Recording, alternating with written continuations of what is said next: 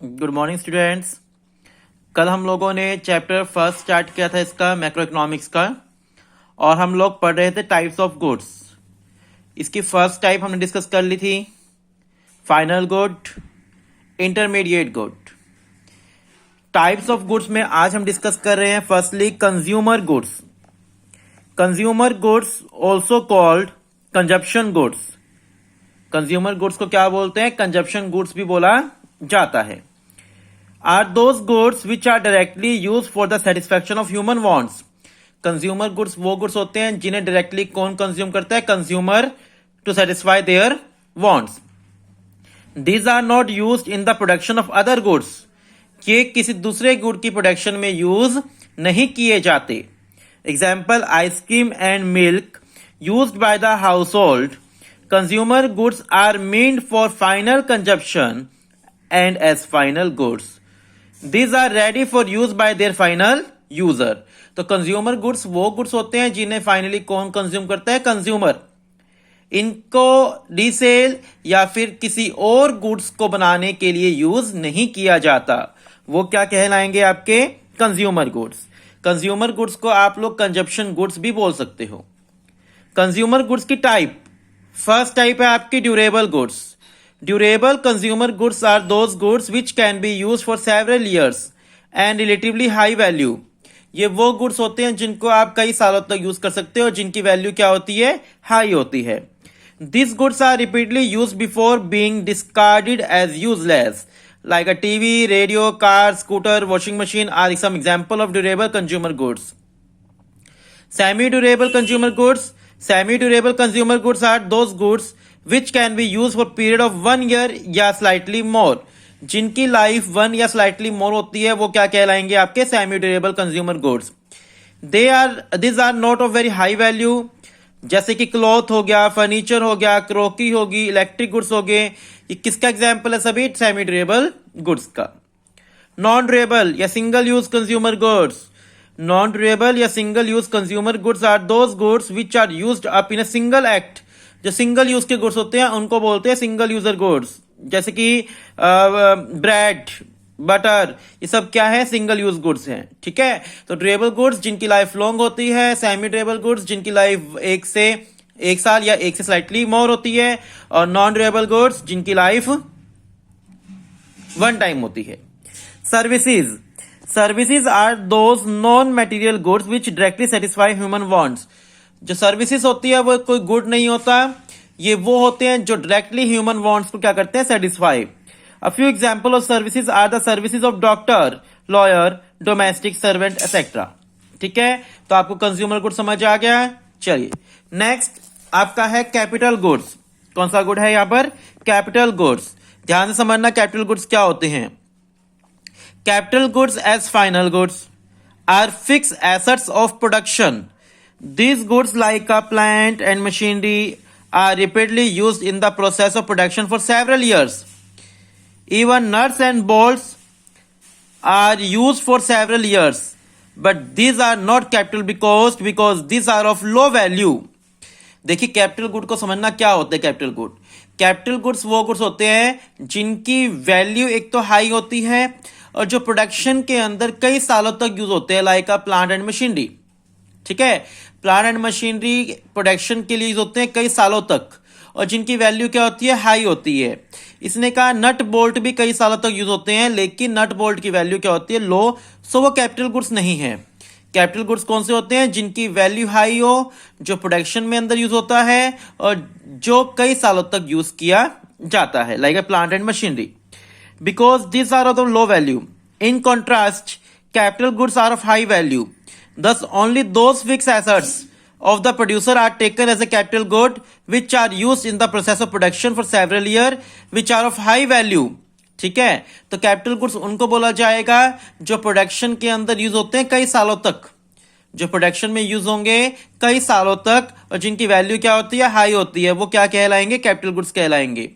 Also capital goods involve depreciation. Capital goods में क्या होता है? डेप्रिसिएशन भी इन्वॉल्व होता है। डेप्रिसिएशन आपको पता होगा ना क्या होता है? फिक्स एसेट के ऊपर जो चार्ज होता है, दैट इज डेप्रिसिएशन। ऑल, मेरे पास नेक्स्ट टॉपिक क्या है? All machines are not capital goods. सभी मशीन्स जो है वो कैपिटल गुड्स नहीं होती, बिल्कुल सही बात है। A sewing machine in a tailoring shop is a fixed asset of tailor. It is a capital good. But the same machine with a consumer household is not a capital good. It is simply a durable use consumer good. Likewise, a car with a tourist company is a capital good. But the same car with a consumer household is a durable use consumer good. देखिए, एक सिलाई करने की machine है, ceiling machine है, वो Taylor के पास है तो वो कैपिटल गुड है, और वही सिलाई करने की मशीन एक हाउस होल्ड के पास है तो वो कैपिटल गुड्स नहीं कहलाएगी। ठीक है। एक कार जो है वो टूरिस्ट कंपनी के पास है तो वो कैपिटल गुड है, वो एक सेम कार हाउस होल्ड के पास है तो वो कैपिटल गुड नहीं है, क्योंकि कैपिटल गुड जो होता है उसको यूज करके प्रोडक्शन किया जाता है, उसको यूज करके कुछ कमाया जाता है। ठीक है, उन्हीं को हम लोग कैपिटल गुड्स बोलते हैं। कहता है यहां पर नेक्स्ट टॉपिक क्या है आपका, all capital goods are producer good but all producer goods are not capital good. हाँ जी, राइट। जितने भी कैपिटल गुड्स होते हैं वो तो प्रोड्यूसर गुड होते ही होते हैं, बात बिल्कुल सही है, क्योंकि कैपिटल गुड्स का मतलब ही ये होता है कि कोई फिक्स एसेट्स जिसको कई सालों तक प्रोडक्शन में यूज किया जाए। कैपिटल गुड्स का तो मीनिंग ही यही है कि कैपिटल गुड्स वो गुड्स होते हैं, वो फिक्स एसेट्स होते हैं जिसको कई सालों तक प्रोडक्शन में यूज किया जाए। But all producer are not capital good. Like देखो, रॉ मटेरियल है, रॉ मटेरियल को प्रोडक्शन में यूज किया जाता है, रॉ मटेरियल प्रोडक्शन में यूज हुआ तो रॉ मटेरियल क्या बन गया, प्रोड्यूसर गुड बन गया। रॉ मटेरियल को प्रोडक्शन में यूज किया तो रॉ मटेरियल क्या बन गया, प्रोड्यूसर गुड बन गया ना। लेकिन raw material is not a fix assets, raw material जो है वो फिक्स एसेट नहीं है, सो raw material is not a capital good. ठीक है। लेबर को हम लोग प्रोडक्शन में यूज कर रहे हैं तो लेबर प्रोड्यूसर गुड है, लेकिन labour is not a fix asset. That's why all producer goods are not capital goods. Producer goods are all those goods which are used in the process of production, or producer goods are those goods which are used in the production of other goods. This include good used as a raw material by the producer, like wood used to make furniture, goods used as a fixed asset by the producer like a plant and machinery.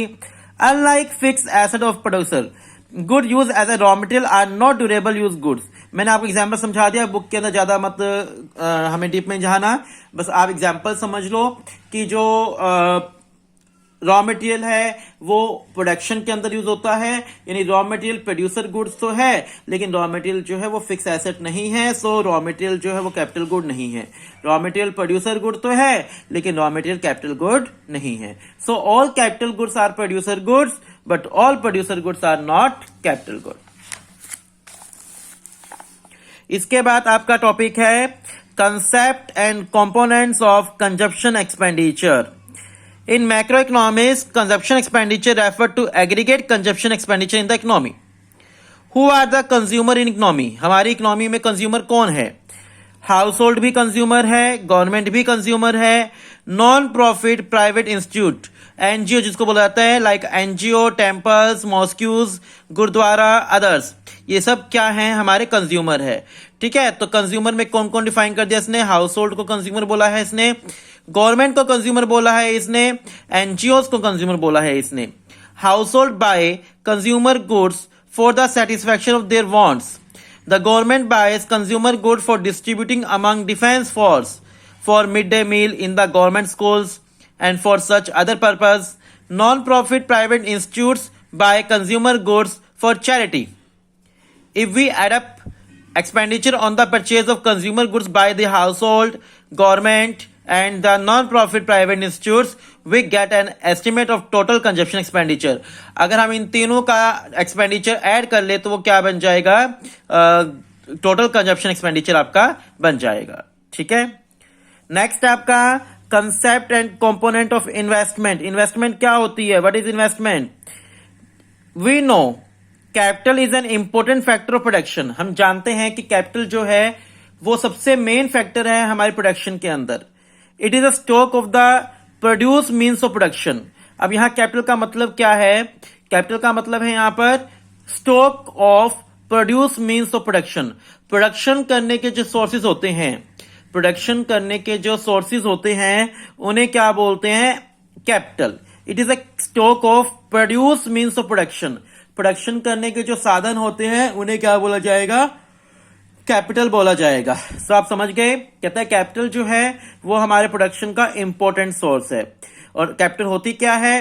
It is a stock of produce means of production. It is a stock of produce means of production. It is a stock of those man-made goods which are used for further production. मतलब capital stock वो goods होते हैं जिनको use करके हम क्या करते हैं, प्रोडक्शन करते हैं. Capital stock implies production capacity of the producer. Capital stock जो है वो प्रोड्यूसर की प्रोडक्शन कैपेसिटी को शो करता है. Larger the capital stock with the producer, greater is the capacity to produce goods and service. जितने ज्यादा कैपिटल स्टॉक होगा हमारे पास उतनी ही हमारी कैपेसिटी होगी गुड्स एंड सर्विसेज को प्रोड्यूस करने की. ठीक है. Larger the capital stock with the producer, greater is the capacity to produce goods and services. Producer always try to increase their capital stock. Producer जो है वो हमेशा अपना कैपिटल स्टॉक बढ़ाने की कोशिश करता है, so that their capacity to produce increase over time, ताकि उसकी प्रोडक्शन कैपेसिटी क्या हो, इंक्रीज हो. Increase in the stock of capital during the year is called investment. जितना आपने कैपिटल स्टॉक इंक्रीज किया एक साल के अंदर, ठीक है, जितना आपने कैपिटल स्टॉक इंक्रीज किया एक साल के अंदर, तो वो आपकी क्या कहलाएगी, इन्वेस्टमेंट कहलाएगी. सपोज करो आपके पास 5 मशीनरीज पहले से थी, इस साल आपने एक मशीनरी और बढ़ा दी, तो जो एक मशीनरी बढ़ाई है वो इस साल की आपकी क्या है, इन्वेस्टमेंट कहलाएगी. तो increase in the stock of capital यानी प्लांट एंड मशीनरी वगैरह इंक्रीज करना, फिक्स एसेट्स को आप इंक्रीज करना during the year is called a investment. Investment को किससे डिनोट करते हैं, आई से डिनोट करते हैं. कैपिटल स्टॉक को किससे डिनोट करेंगे, के से डिनोट करेंगे. ठीक है. इन्वेस्टमेंट को आई से, कैपिटल स्टॉक को के से. इन्वेस्टमेंट जो होती है वो 2 टाइप की होती है, फिक्स इन्वेस्टमेंट और इन्वेंट्री इन्वेस्टमेंट. फिक्स इन्वेस्टमेंट और इन्वेंट्री इन्वेस्टमेंट. फिक्स इन्वेस्टमेंट क्या होती है, fix investment refer to increase in the stock of fix asset of the producer. Fix investment का मतलब जो फिक्स एसेट्स का स्टॉक है, मतलब इंक्रीज करना. आपने एक साल में जितनी फिक्स एसेट्स अपनी इंक्रीज करी ड्यूरिंग द ईयर, जितनी आपने अपनी फिक्स एसेट्स को इंक्रीज करा, वो आपकी क्या कहलाएगी, फिक्स्ड इन्वेस्टमेंट कहलाएगी. Fixed investment refers to increase in the stock of fix assets of the producer during an accounting year. Expenditure of the producer on the purchase of fixed assets या capital goods like a plant and machinery cause fixed investment. If the beginning of the year 2016, a producer has a stock of 8 machine, at the end of 16, he has a stock of 10 machine, then the stock of fixed asset increased by 2 machine during the year. That is fixed investment. Fix investment के फायदे क्या होंगे, जितनी ज्यादा आपकी fix investment होगी उतना ही आपकी फिक्स एसेट बढ़ेगी और उतना ही आपका प्रोडक्शन बढ़ेगा. जितनी ज्यादा प्लांट होंगे, जितनी ज्यादा मशीनरीज होंगी, जितनी ज्यादा आपके पास लैंड बिल्डिंग होगा, उतना ही आपका प्रोडक्शन इंक्रीज होगा. By raising production capacity of the producer, fixed investment leads to higher and higher level of output in the economy. आपका ज्यादा से ज्यादा आउटपुट क्या होगा, रेज होगा. जितना ज्यादा आउटपुट रेज होगा उतनी ज्यादा जीडीपी क्या होगी, ग्रोथ करेगी. ठीक है, बता रहे समझ यहां पर. सेकेंड इन्वेस्टमेंट होती है आपकी inventory investment. At a point of time producer had the stock of. Production के टाइम पर प्रोड्यूसर के पास 3 टाइप का स्टॉक होता है. इन्वेंट्री को स्टॉक बोलते हैं, फिनिश गुड का स्टॉक, सेमी फिनिश गुड का stock and raw material. This is called inventory stock. Inventory जो होती है वो 3 टाइप की होती है, finish good, semi finish good and raw material. This stock keeps varying over time. Change in inventory stock during the year is called inventory investment. जितना आपका inventory में चेंज हुआ एक साल में वो क्या कहलाएगा, आपका इन्वेंट्री स्टॉक कहलाएगा. ठीक है, इन्वेंट्री इन्वेस्टमेंट कहलाएगा. इन्वेंट्री इन्वेस्टमेंट के फायदे क्या होते हैं, जितना ज्यादा आपके पास स्टॉक होगा रॉ मटेरियल का या फिनिश गुड का या सेमी फिनिश गुड का, उतना ही आपका प्रोडक्शन इंक्रीज होगा. It ensure interrupted supply of input in the process of production. With enough stock of raw material, the producer can avoid their day-to-day purchase from the market. अगर आपके पास enough stock है raw material का तो आपको day by day में purchase करना नहीं पड़ेगा, डेली की हेडेक आपको उठानी नहीं पड़ेगी. ठीक है, बताइए समझ. चलिए, उसके बाद टॉपिक है आपका gross investment, net investment and concept of depreciation. Gross investment क्या होती है, expenditure on the purchase of fix assets plus expenditure on the purchase of inventory stock during the accounting year. आपको बस यहां वाली डेफिनेशन करनी है. ठीक है, ग्रोस इन्वेस्टमेंट का मतलब क्या होता है, expenditure on the purchase of fix assets as well as expenditure on the inventory stock during the year is called a gross investment.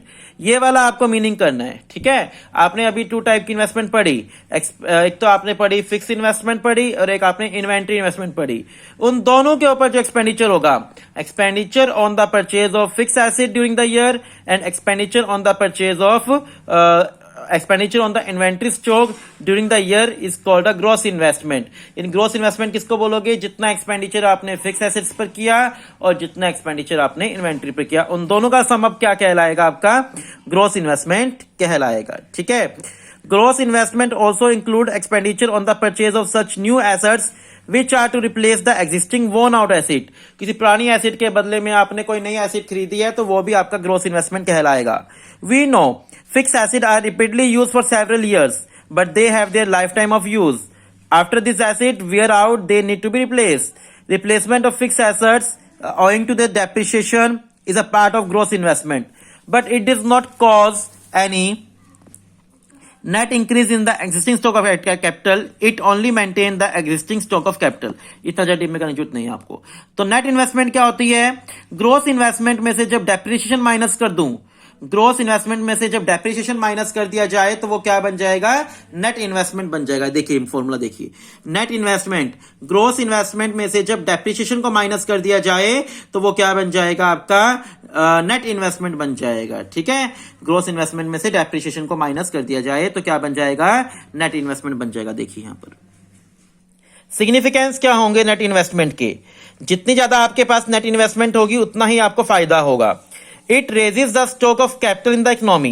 Higher stock of capital increase the availability of capital per unit of labor. Accordingly, efficiency of labor rise. जितना ज्यादा हमारे पास क्या होगा? Net investment होगी, जितनी ज्यादा हमारे पास machineries होंगी उतनी ही एफिशिएंसी जो है वो लेबर की वो क्या होगी? इंक्रीज होगी। It help generate opportunity of employment because unemployment in India is largely due to the lack of capital. हमारी कंट्री में अनएम्प्लॉयमेंट का एक बहुत बड़ा कारण क्या है? कि हमारे पास कैपिटल की कमी है। Net investment is a net rise in the production capacity of the economy. Accordingly GDP growth is accelerated. GDP growth बढ़ेगी हमारी, ठीक है। चलिए ग्रोस इन्वेस्टमेंट और नेट इन्वेस्टमेंट में डिफरेंस आप कर लेना। पहला मीनिंग ही है। सेकंड क्या है? It include replacement investment. Replacement cost बोल दो या रिप्लेसमेंट इन्वेस्टमेंट बोल दो, एक ही बात होती है। रिप्लेसमेंट का मतलब होता है डेप्रिसिएशन। ग्रोस इन्वेस्टमेंट में ऐड होती है डेप्रिसिएशन और नेट इन्वेस्टमेंट में वो एक्सक्लूड होती है, ठीक है। और it does not show net addition to the existing stock of capital. Gross investment जो होता है वो नेट एडिशन को शो नहीं करता, नेट इन्वेस्टमेंट जो है वो नेट एडिशन को क्या करती है? शो करती है। डिफरेंस आप कर लोगे बड़े आराम से, ठीक है। चलिए आज हम लोग यहां तक ही टॉपिक कर रहे हैं, उसके बाद डेप्रिसिएशन का कंसेप्ट है और जो बाकी टॉपिक है वो कल करेंगे। आज के लिए आप इतना ही कीजिए, ठीक है बेटा। Thank you, have a nice day.